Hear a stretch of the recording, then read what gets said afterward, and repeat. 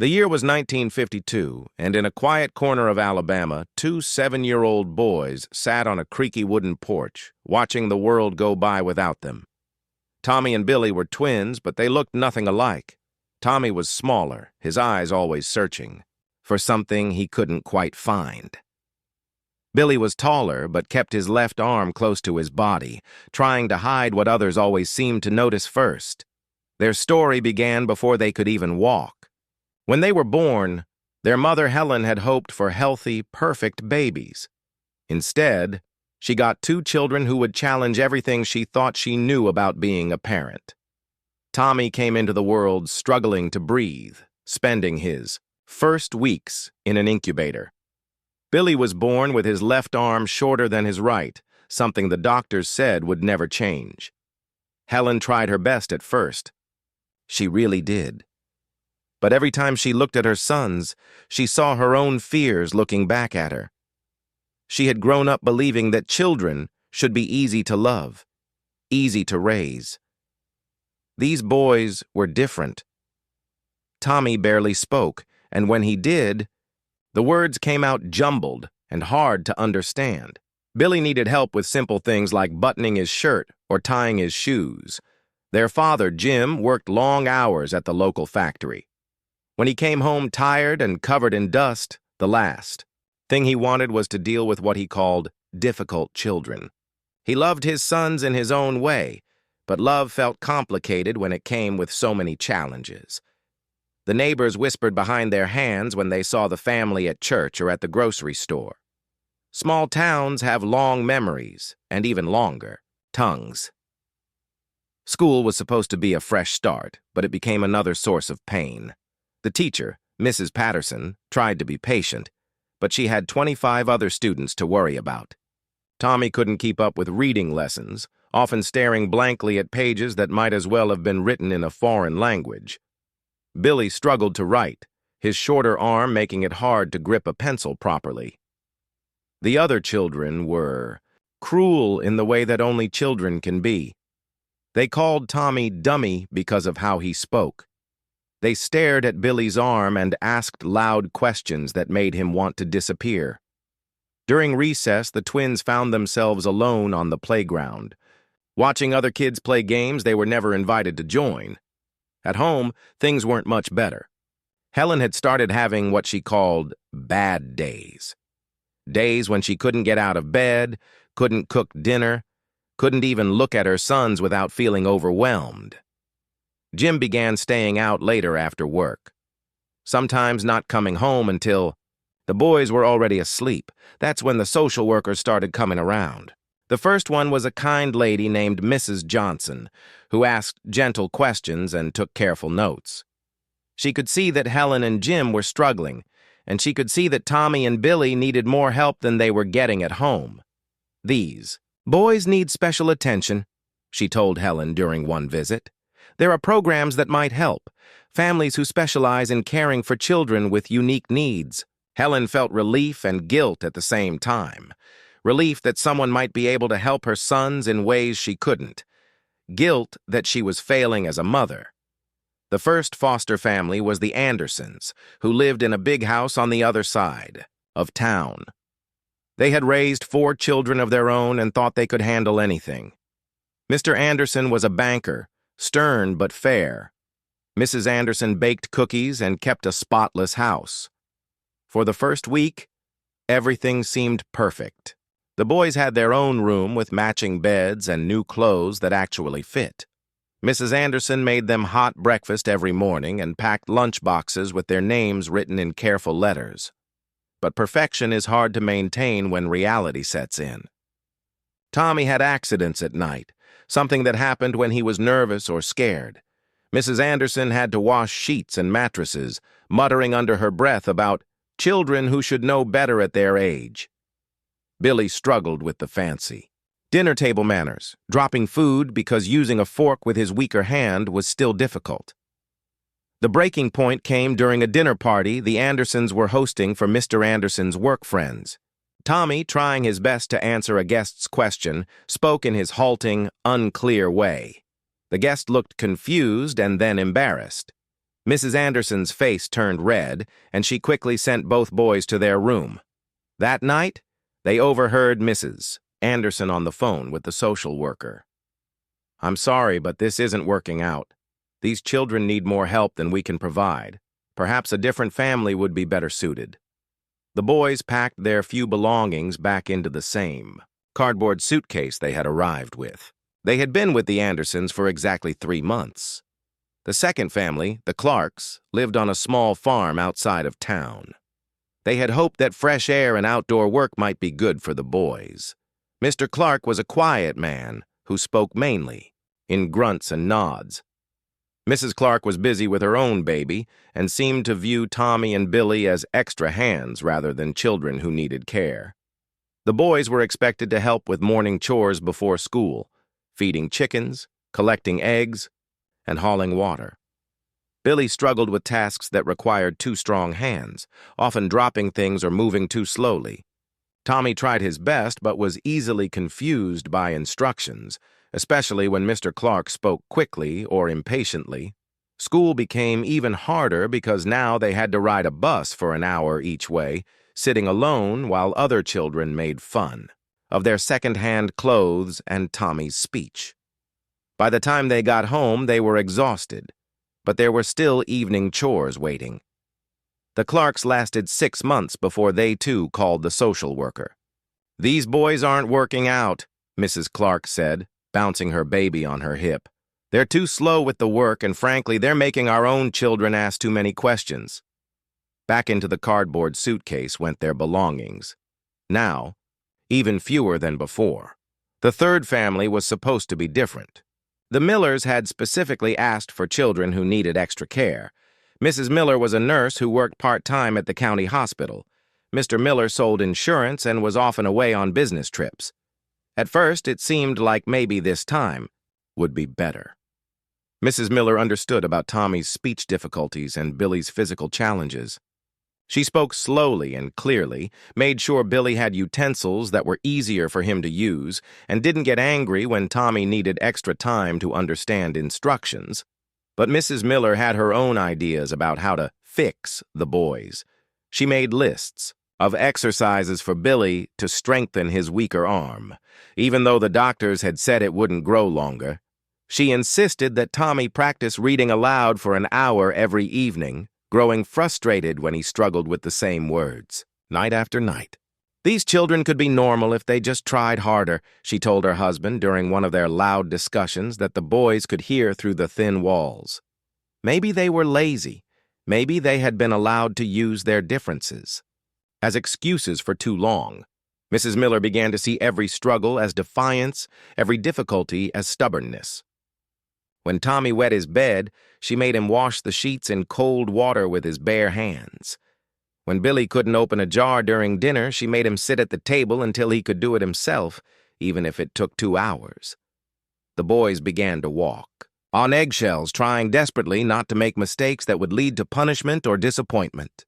They ate their meals in silence, did their homework without asking for help, and went to bed early to avoid any chance of causing problems. But it wasn't enough. After 8 months, Mrs. Miller made an announcement that would change everything. She had been talking to doctors about special schools, places where children like Tommy and Billy could get the kind of help they needed. The problem was, these schools were far away, and they would have to be separated. "It's really for the best," she explained to the social worker while the boys listened from the hallway. "Tommy needs speech therapy and special education. Billy needs occupational therapy for his arm. They're holding each other back by being together all the time." For the first time in their young lives, the twins faced the possibility of being separated. They had lost parents, homes, and hope, but they had always had each other. Now even that was being taken away. That's when Ruby Washington walked into their lives, carrying a mop bucket and wearing a smile that seemed to see right through to their hearts. She was there to clean the Miller house twice a week, but she would end up cleaning up much more than dust and dirt. The boys didn't know it yet, but their real story was just beginning. Ruby Washington had been cleaning houses for 23 years, and she thought she had seen everything. But when she walked into the Miller house that Tuesday morning in March, something felt different.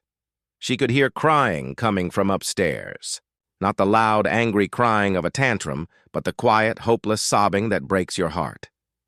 She was 45 years old, with hands that showed every year of hard work and eyes that had learned to see what others missed. Ruby had raised 5 children of her own while working 2 jobs, so she knew the sound of real pain when she heard it. Mrs. Miller met her at the door, looking frazzled and annoyed. "Those boys are acting up again," she said, pointing toward the stairs. "They're supposed to be getting ready for school, but all they do is cause problems. I don't know what I'm going to do with them." Ruby nodded politely and began unpacking her cleaning supplies, but her ears stayed tuned to the sounds from upstairs. After Mrs. Miller left for her morning errands, Ruby quietly climbed the stairs to see what was really going on. She found Tommy sitting on his bed, tears streaming down his face, while Billy stood guard at the door. The smaller boy was holding a wet sheet, trying unsuccessfully to fold it with his one good arm. "What's happening here, babies?" Ruby asked softly, her voice gentle as morning rain. Both boys froze. They had learned that adults asking questions usually meant trouble was coming. But something about this woman felt different. She didn't tower over them or speak in that sharp tone they had grown used to. Billy spoke first, his voice barely above a whisper. "Tommy had an accident. Mrs. Miller said we have to wash everything ourselves before school, or we don't get breakfast." Ruby looked at these 2 small children, trying so hard to handle problems that grown-ups should be helping them with, and felt something stir in her chest. She had seen plenty of difficult situations in the houses she cleaned, but this was different. "Well, now," she said, rolling up her sleeves, "looks like you could use some help. Lucky for you. I happen to be very good at washing sheets." The boys stared at her in amazement. Adults didn't usually offer to help them. Adults usually told them what they were doing wrong. Ruby took the sheet from Billy's struggling hands and showed him an easier way to fold it. She taught Tommy how to strip his bed properly and explained that accidents happen to lots of people, even grown-ups sometimes. "My youngest boy used to wet his bed until he was 9 years old," she told them as they worked together. "Nothing wrong with him at all. Some children just sleep so deep that their bodies forget to wake up. It's not something to be ashamed of." Tommy looked up at her with wonder. No one had ever told him that his accidents were normal. While they worked, Ruby asked gentle questions. She learned that Tommy loved stories but couldn't read them very well. She discovered that Billy was actually very smart with numbers but got frustrated when he couldn't write them down fast enough. She found out that both boys were scared of being sent away again, scared of being separated, scared of never finding a place where they belonged. By the time Mrs. Miller returned, the sheets were clean and the boys were ready for school. But more importantly, something had changed in that little bedroom. For the first time in months, Tommy and Billy had met an adult who didn't see them as problems to be solved. Ruby started coming to the Miller house twice a week, but she found herself thinking about those boys every day. She would bring extra, biscuits from her own kitchen, wrapped in a clean cloth napkin. She would sit with Tommy while he struggled through his homework, never getting impatient when he read the same word wrong 5 times in a row. "Take your time, honey," she would say. "Those words aren't going anywhere. They'll wait for you to figure them out." For Billy, she brought small tasks that helped him feel useful without frustrating him. She showed him how to dust the lower shelves while she handled the higher ones. She taught him to fold washcloths, something he could do easily with one hand. But most importantly, she listened to them. Really listened. When Tommy tried to tell her about something that happened at school, she waited patiently for him to find the right words. When Billy showed her a drawing he had made, she looked at it carefully and asked real questions about it. The boys began to look forward to Ruby's visits like other children looked forward to Christmas. They would save up stories to tell her and problems to ask her about. She never promised them things she couldn't deliver, never told them everything would be perfect, but she gave them something they had never had before. The feeling that they mattered to someone. Ruby could see what others had missed. Tommy wasn't slow or stupid. He was actually very creative and had wonderful ideas when he had time to express them. Billy wasn't helpless or broken. He had found clever ways to do things that most people never thought of. But she could also see that Mrs. Miller was getting more and more frustrated with the boys. The nurse had started talking about residential facilities and specialized care in ways that made Ruby's stomach turn. She had worked in enough houses to recognize the signs when a family was planning to give up on children. The breaking point came on a rainy Thursday in April. Ruby arrived to find Mrs. Miller on the phone with someone from the county talking about separating the twins. "Yes, I understand they're brothers," Mrs. Miller was saying, "but I really think they would do better apart. They depend on each other too much. Maybe if they had to learn independence." Ruby felt her heart sink. She had seen this before. Well-meaning people who thought they could fix children by taking away the only thing that gave them strength. That afternoon, when the boys came home from school, she could tell something was wrong. They sat close together on the kitchen floor while she mopped, whispering to each other in worried voices. Finally, Billy looked up at her with scared eyes. "Ruby, what's a residential school?" She set down her mop and sat on the floor with them, something that would have gotten her in trouble with some employers, but this was more important than clean floors. "Well," she said carefully, "it's a place where children go to live and learn when their families can't take care of them anymore. Some of them are good places, with kind teachers and nice rooms. But they're still not home." Tommy's eyes filled with tears. "Are we going to one of those places?" Ruby's heart broke a little more. These children had been through so much already, and now they were facing their biggest fear, being separated and sent away again. "I don't know, baby," she said honestly, "but I want you to know something. Whatever happens, it's not because you did anything wrong. You two are good boys. You're smart and kind and brave. Sometimes grown-ups make decisions that don't make sense, but that doesn't mean there's anything wrong with you." That night, Ruby went home to her own small house and sat at her kitchen table with a cup of coffee, thinking harder than she had in years. She had raised 5 children, worked countless jobs, and faced every kind of hardship life could throw at a person. But she had never faced anything like this. Her oldest daughter, Patricia, found her still sitting there at midnight. "Mama, what's wrong? You look like you're carrying the weight of the world." Ruby told her about Tommy and Billy, about their struggles and their fears, about the plans to separate them and send them away. Patricia listened quietly, then said, "Mama, I can see in your eyes what you're thinking, but you can't save every child who needs saving." "I'm not trying to save every child," Ruby replied. "Just these 2. Over the next few days, Ruby found herself watching the boys more carefully, seeing how they took care of each other, how Billy helped Tommy with words, while Tommy helped Billy with tasks that needed 2 hands. They were like 2 halves of one person, and the idea of splitting them apart felt cruel and wrong. She started asking questions around town, careful questions about legal things and children's rights. She talked to her pastor, Reverend Johnson, and to her friend Grace, who worked at the courthouse. Most people told her the same thing. A woman in her position couldn't do much to help children like these.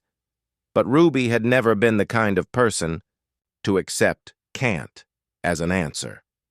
The day Mrs. Miller announced that she had found placements for both boys, different placements in different towns, Ruby made a decision that would change all their lives forever. She was going to fight for these children, even if she had no idea how to win.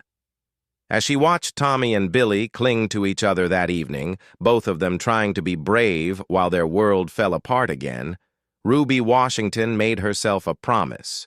These boys would not face this battle alone. Ruby Washington had never been inside a lawyer's office before. The polished wooden furniture and thick law books made her feel small, but she kept her back straight and her voice steady as she explained her situation to Mr. Davis, the only black attorney in 3 counties. "You want to do what?" he asked, leaning back in his chair with surprise written all over his face. "I want a petition for guardianship of those 2 boys," Ruby repeated. "They're good children who just need someone to believe in them." Mr. Davis rubbed his forehead and sighed. He was a kind man who had fought many battles for justice, but he also understood how the world worked in 1952 Alabama. "Ruby, I admire what you're trying to do, I really do.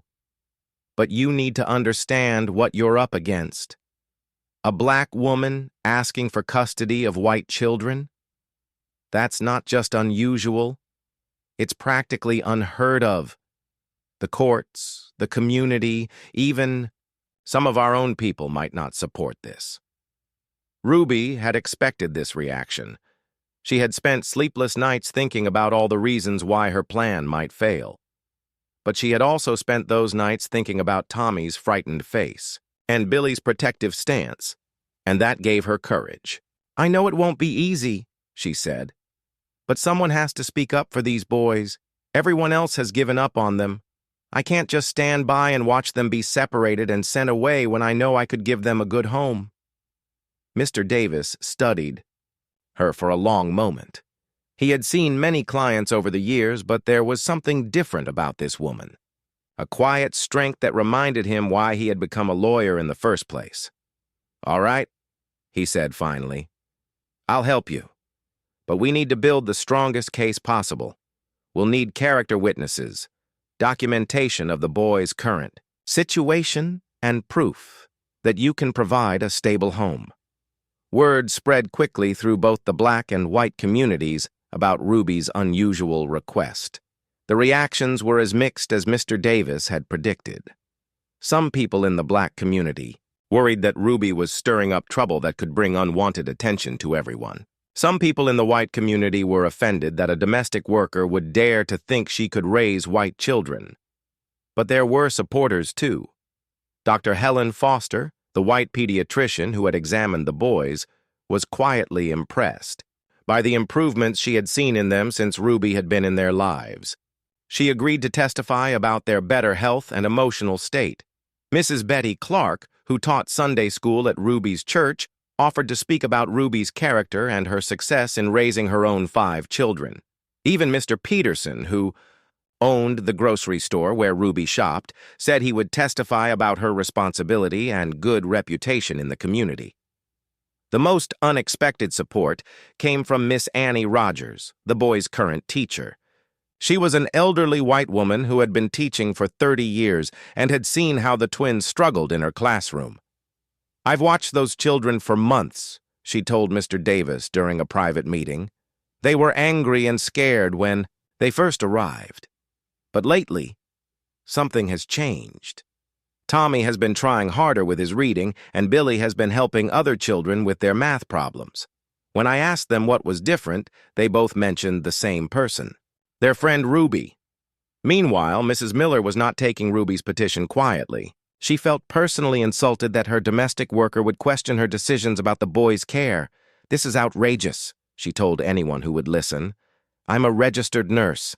I understand these children's needs better than some woman with no education who cleans houses for a living." She contacted the social worker, Mrs. Henderson, and demanded that Ruby's petition be dismissed immediately. She also threatened to fire Ruby and make sure she never worked in another decent home in town. But Ruby had faced threats before. She had lived through the Depression, raised children as a single mother after her husband died in a factory accident, and worked multiple jobs to keep her family together. She wasn't about to back down now. The hardest part was explaining to Tommy and Billy what was happening without getting their hopes up too high. They had been disappointed so many times that Ruby didn't want to add to their pain if things didn't work out. "There might be a way for you boys to come live with me," she told them one afternoon while they helped her fold laundry. "But it's not certain yet. There are some grown-up things that have to be worked out first." Tommy looked up at her with eyes full of hope and fear. "Would we get to stay together?" "If I have anything to say about it, yes," Ruby promised. Billy, always the more cautious of the two, asked the question that was really worrying him. "What if they say no? What if we still have to go to those different schools?" Ruby knelt down so she could look both boys in the eyes. "If that happens, it won't be because I didn't try everything I could. And no matter where you end up, you need to remember that you're good boys who deserve to be loved and cared for. Don't let anyone tell you different." The court date was set for a Thursday morning in June. Ruby took the day off from all her jobs, something she rarely did, and put on her best dress, a navy blue one she usually saved for church on Easter Sunday. The courthouse was packed. Word had spread throughout the county about the unusual case, and people came from miles around to see what would happen.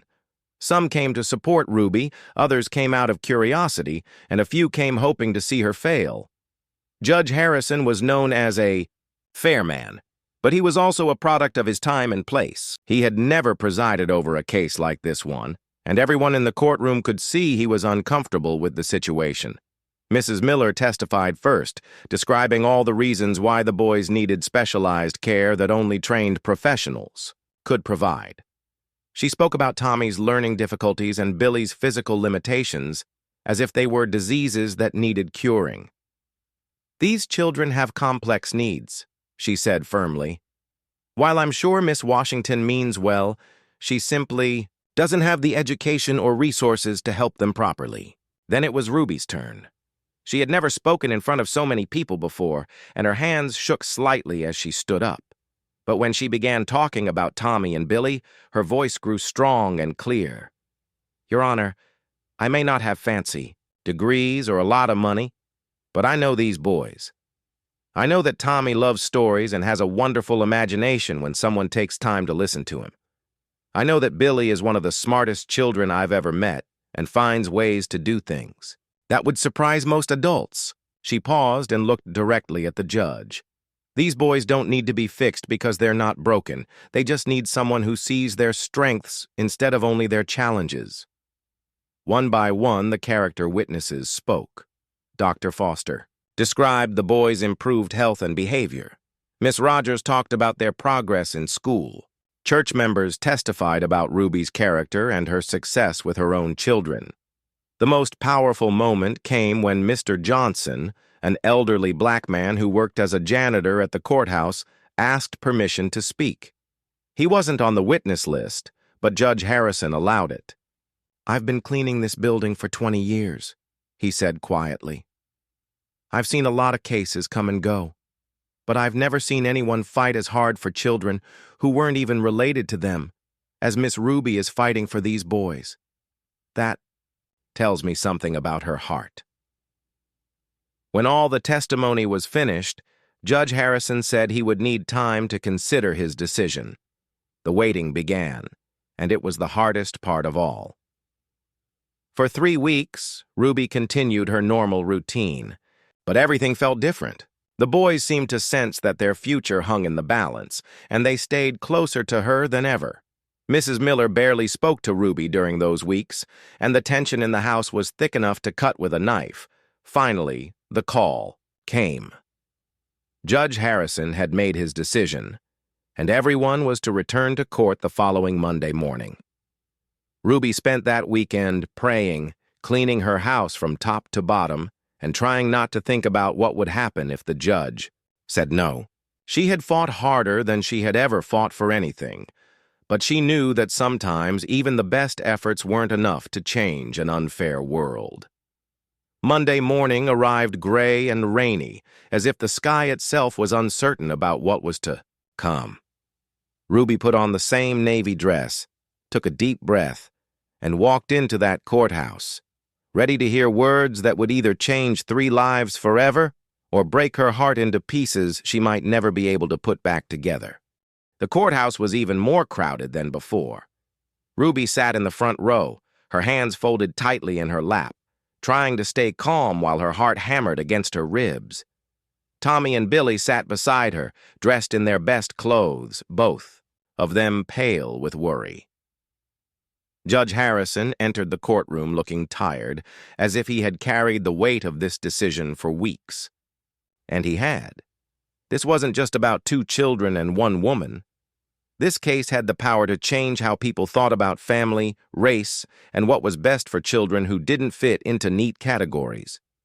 This court has spent considerable time reviewing all testimony and evidence, the judge began, his voice carrying across the silent room. The question before us today is not simply about custody, but about what serves the best interests of these 2 young boys. Ruby felt her stomach drop. Judges who started with long speeches usually delivered bad news. She reached over and took both boys' hands in hers, squeezing gently to give them courage she wasn't sure she felt herself. The court recognizes that this case presents unusual circumstances, Judge Harrison continued. However, after careful consideration of all factors involved, I am granting temporary guardianship to Miss Ruby Washington for a period of 6 months, at which time we will review the arrangement. The courtroom erupted. Some people cheered, others gasped in shock, and a few walked out in disgust. Ruby couldn't hear any of it over the sound of her own heartbeat and the boys' excited voices calling her name. Tommy threw his arms around her neck, finally letting the tears he had been holding back flow freely. Billy, more reserved by nature, simply leaned against her side and whispered, "Does this mean we get to stay together?" "Yes, baby," Ruby whispered back. "It means you get to come home."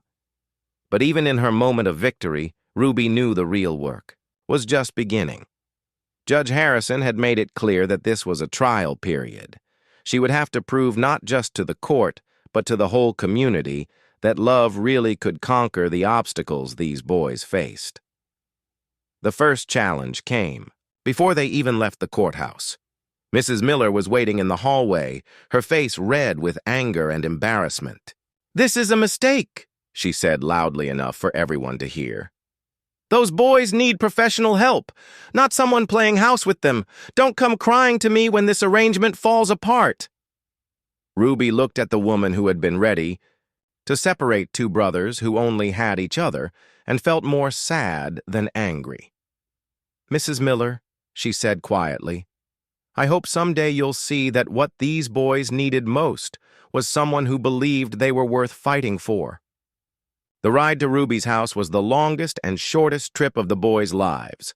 They had been in cars before, going from one foster home to another, but this felt different. This time, they weren't leaving behind everything they knew.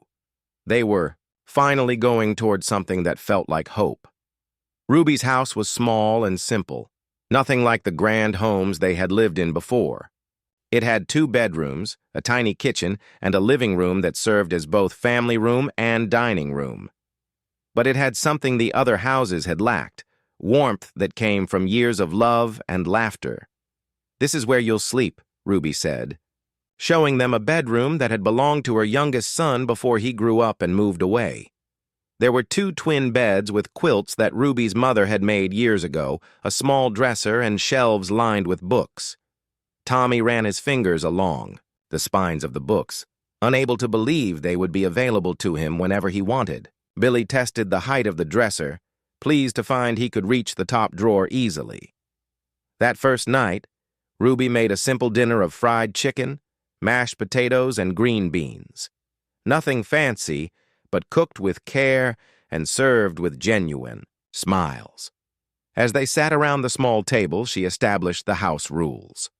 "First rule," she said, "is that we treat each other with respect. That means no name-calling, no hitting, and we use our words when we're upset about something." The boys nodded seriously. They had learned the hard way that rules in a house could mean the difference between peace and chaos. Second rule is that everyone helps with the work around here. "Tommy, you'll help me with cooking and cleaning. Billy, you'll help with organizing and planning. We all do our part to make this house a home." Both boys straightened up with pride.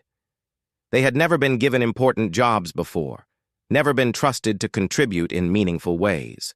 "Third rule," Ruby continued, "is that we always tell the truth to each other, even when it's hard. And the last rule is that we never give up on each other, no matter what." Over the following weeks, something beautiful began to happen. For the first time in their lives, Tommy and Billy started to relax. They didn't walk on eggshells, constantly worried about making mistakes. They didn't have to perform or pretend to be something they weren't. Tommy's speech began to improve dramatically when he wasn't stressed about being perfect. Ruby would sit with him each evening, reading stories together, never rushing him or making him feel stupid when he stumbled over words. She discovered that he had an incredible memory for details and could retell stories with amazing accuracy once he understood them. Billy flourished in an environment where his disability wasn't seen as a problem to solve. Ruby found tasks that played to his strengths. He became the family's official organizer, keeping track of appointments and schedules with a precision that amazed everyone. His confidence grew as he realized he was truly helpful, not just being given busy work to make him feel better. The boys started at a new school in Ruby's neighborhood, and while there were still challenges, they faced them differently now. They had a home to return to each day, someone who would listen to their problems and help them find solutions instead of just criticizing their struggles. Not everything was easy. There were still accidents and setbacks, moments when old fears crept back in. But now they had Ruby's steady presence to guide them through the rough patches. The community's reaction was mixed. Some neighbors welcomed the boys warmly, especially after seeing how happy and well-behaved they were. Others kept their distance, unsure about the unusual family arrangement.